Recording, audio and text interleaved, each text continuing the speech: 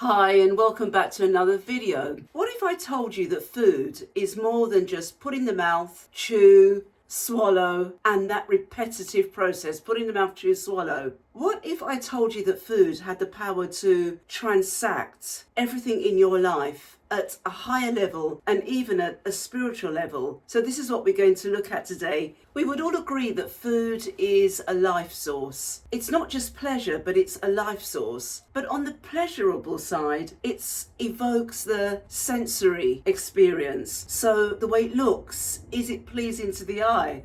The way it's presented, the way it's cooked, maybe the colours that are arrayed on your table or your plate. It's the way it smells, and then it's the way it tastes. It's the comfort on the tongue, it's the texture, and it's the whole business of bringing that experience together in one pleasurable moment and swallow. Then there's the emotional side to food. We may be eating for comfort, we may be eating for as a reward. I one day realised that every time I'd had a tough day at work, or even pleasurable, exciting, fulfilling day at work, I would then go off and buy chocolates. And one day as I was driving and just putting this chocolate in my mouth, it suddenly occurred to me that I was eating chocolate as a reward. So the whole of my emotions are involved. Sometimes food can remind us of, many times food will remind us of our childhood growing up, whether we enjoyed the food or not, whether we were forced to eat it or not, where we ate the food, how we felt when it meant that we ate the food. So it really is an evocative experience. So sensory is involved, and then the emotions are involved. So we've got two aspects happening already with food. So what about now looking at food as a social transaction, the power to build relationships, whether that be family relationships, whether that be friends. You know, you've cooked the food, it's on the table, or it's a bring and share, and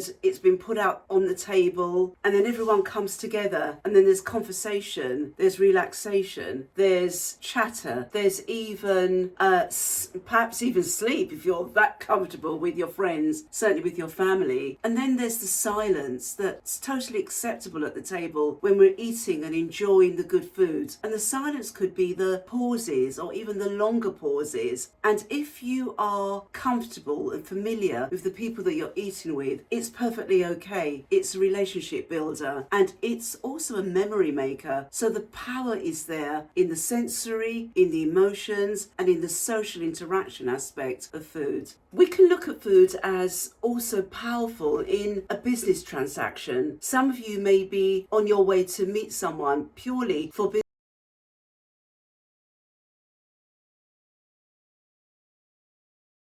or a cafe, but food will be the centerpiece of that conversation, and you'll be very aware of what's coming. Will you enjoy it? Hopefully you will. Will you manage it well in your mouth? You know, is it going to be something that is going to bring you both together? Because perhaps there may be some conversation, ever so slight, about the meal, but at the same time, whilst you are eating this meal, you're not necessarily enjoying it to its full capacity, because this meal is about winning that business. It's about sourcing that person, looking at that person. Are you somebody that I want to do business with? Do you have what I need? Do I have what you need? So the meal there is the central point, the central cohesion to you meeting with that person, or may it be a group of people. So food there then is powerful. Now, what if at this point now it's a power transaction, a power relationship? So that person has invited you for a meal. It could be your boss or somebody of importance has invited you for the meal. They've bought it, it's on the table.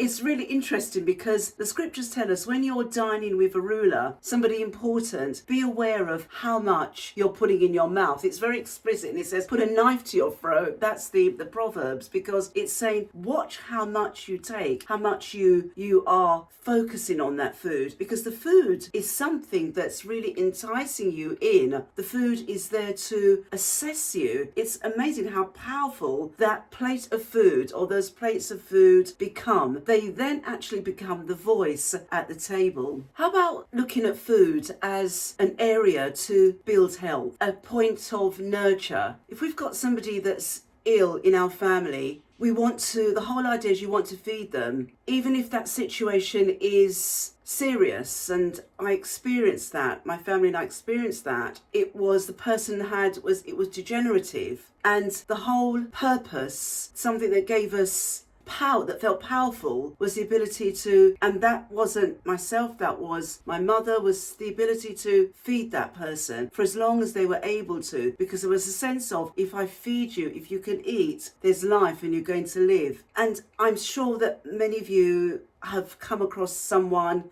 who's experienced that, or maybe that you've experienced it yourself. In fact, it's powerful but yet traumatic, and so much is involved, and it's all around food. And then there's the business of cooking for our families, or them cooking for us, our children, knowing that they've got the right amount to take to school. And my son has grown up now, but I remember the days of making sure that I would pack his lunch and he'd have everything he needed in that lunch, and it was nutritious, because for me, the power of him being able to focus and grow and develop was in that lunchbox. So when I gave him that lunchbox, it was the power lunchbox, and it was me doing my utmost as a mother to be able to feed my son so that he could live. So many areas of food becoming very powerful influences in our lives, giving us what we need, building relationships, building business relationships, evoking emotions, evoking sensory experiences, some good, some not so good. And I link that to the emotions. So food speaks, even when we're not speaking, food speaks. It can speak love, it can speak hate, because somebody could be cooking for you and they don't like you that much, or you upset the person in the restaurant and they've taken your food away, but are you so sure that when that plate of food comes back? Now please, if you're working in a restaurant, I'm just saying something here that, please don't take me too seriously, but the whole idea is you want, whether it be at a restaurant, whether it be at home, whether you have been invited out, you want to know that that food was cooked with love, because that person's energy, we're looking at now, frequencies are going into that food that's meant to bring you life and should bring you life. If it's evoked now with the way the person feels, are they tired? Are they feeling that you have done them an injustice, but they're going to feed you anyway? When that food now is on your table, that then now becomes powerful, which is why, as Christians, as those that follow the way that Jesus did things, this is why when the food is on the table, we say, thank you, Father. This food is blessed. It's blessed as I put it in my body, and it becomes one with my body, because that's what food does. It becomes one with our body.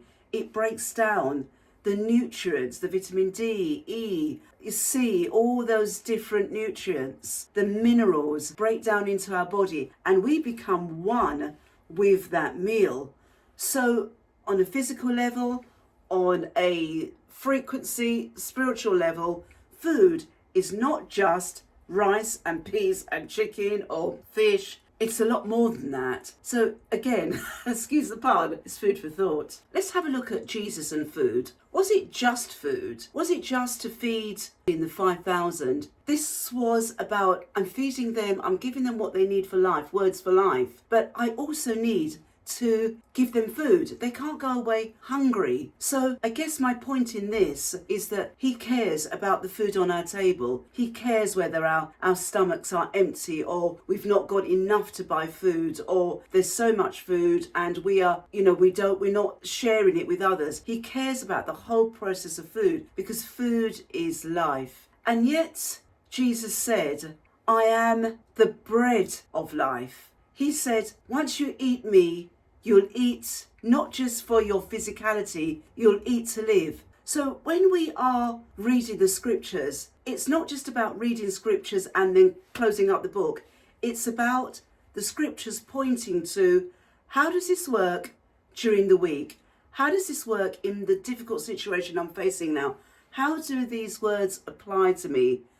Because Jesus said, my words are the life force that you need for your existence. He said, a person doesn't live by just bread alone. And he used that word bread because bread is the staple food, we would all agree. But he said not just by food alone, but you've got to eat my words so that they come alive in your life. And then you prove through this, the way that you allow the words to live, that I am in your very life and not just in the words in the book. How interesting that the last meal that Jesus had was a meal where everyone, his disciples, the rabbis were, he was the rabbi, sorry, his students, if you like, were around a table. There was so much going on. They knew that he was about to leave them. He was about to be crucified. He told them that I would come back to life. That would not be the end. But for them, this was about the meal that they would remember, the meal that would be a memory maker. But it wasn't just a meal. It was a powerful meal, because this is when Jesus then said, I am the life force on this table. It's not just food.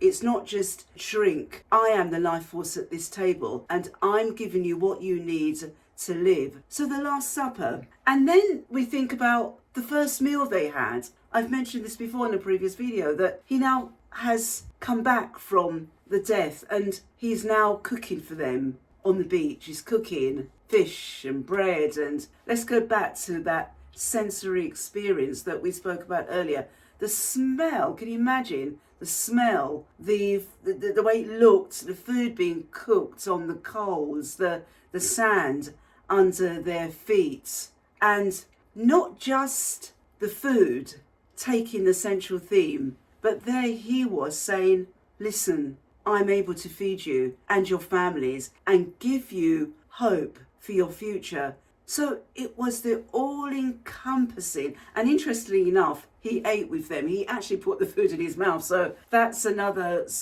discussion for another video. But I just want to encourage you today and to firstly remind you that food is powerful. Use food to bring people together. Use food to cultivate friendships. Use food to take away someone's loneliness. It may be that person that you've invited may be very quiet and feel awkward at the table with your friends or family. But can you imagine how much you're seeding into their life? Can you imagine, the Bible talks about the law of sowing and reaping. You're sowing into their lives and you are going to reap something back. It may not necessarily be from that person, but something will come back into your life because you sowed into someone's life. You might change the direction of someone's life. Perhaps that person was feeling that was about to sort of spiral into depression and, the next move on from depression if it's not caught. So use food to bring people together. Sometimes it's not easy because we have to cook it and all of what involves, but when the people are around a table, or whether it be a dinner table, whether it be snacks, you've got the conversation, you've got the frequencies going, you've got the resonance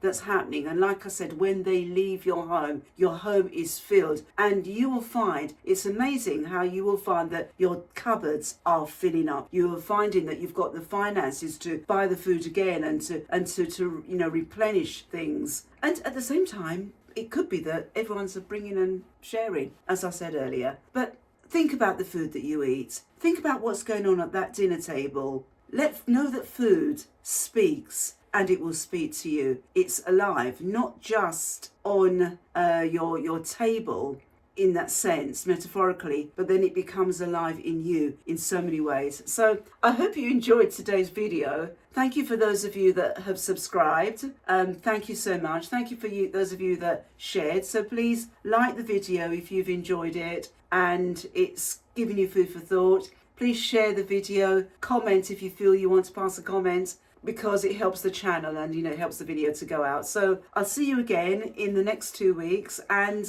take care and speak to you soon. Bye for now.